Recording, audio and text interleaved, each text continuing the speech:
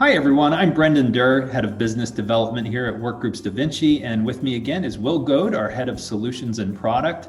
And in our last video, we talked about scheduling your projects. But today we're going to take a few steps back and talk about how you can use our software to set up those projects from the beginning for success or failure. Yeah, Brendan's talking about the upfront scoping process where you're really defining the project.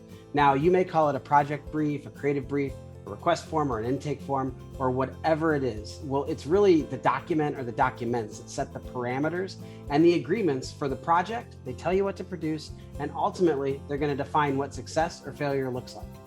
Well, I think most project managers and marketing and creative team leaders will agree with us that proper upfront project documentation and alignment between everyone involved before a project kicks off is a good thing. But what often happens though is that teams either feel like they don't have enough time available to get properly squared away up front, or they just haven't formed a solid process that everyone on the team can follow when you're trying to pull it all together. So Will, I know that a lot of our customers use Workgroups DaVinci to scope their projects up front. What specifically are folks doing, and how is the software making their lives easier as they kick things off? That's a great question, Brendan. As a workflow management tool, Workgroups DaVinci helps clients plan out their project schedule. We looked at that last time. But one way that it helps you build out the project schedule is providing a single place where our users or their customers, internal or external, can start a project or make a project request. Now, these project requests have a form that can be customized to capture all the relevant information that your organization needs in order to scope the project properly. And the cool thing is you can use these templates, build as many as you want, and use them on every project where they're relevant. So I want to show you how easy it is to build a project request form. At the top of this template, we have standard fields that are kind of common across all organizations. So what's the name of the project, who's the owner or the manager, and what's the due date. But below that is the form builder, where you can really build out and customize your form by dragging the right types of fields onto it and asking the right questions. So for example, let's say in my form or my project request, I ask who the audience is for the project. Well, in this example, my audience is it's one or more specific groups of folks or people that we'd be reaching out to.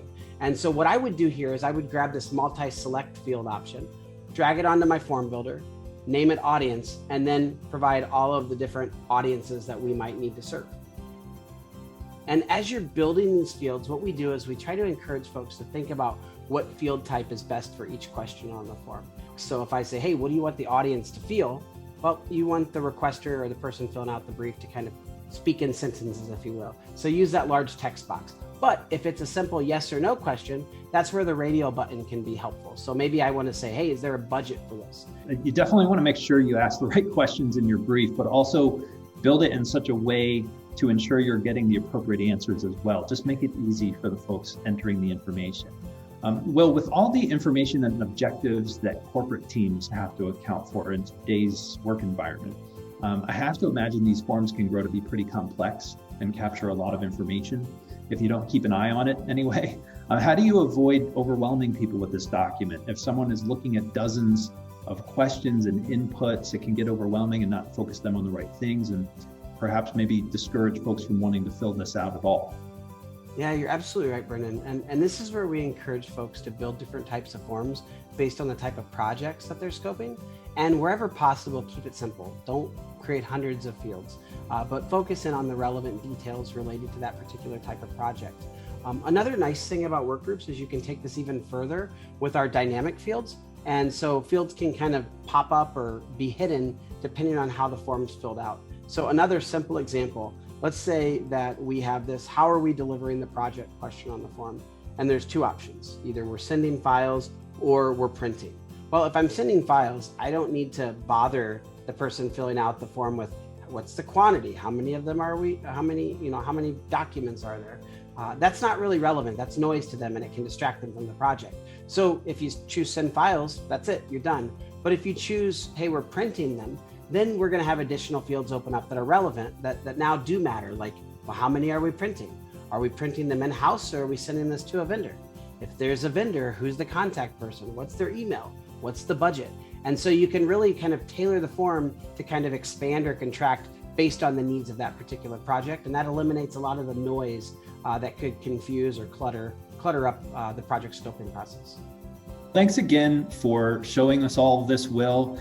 And out there, whether you fill out your own project briefs, have your internal or external customers fill them out, or do a combination, it's important to capture both information and agreement from everyone involved at the beginning of the project before you get going with things.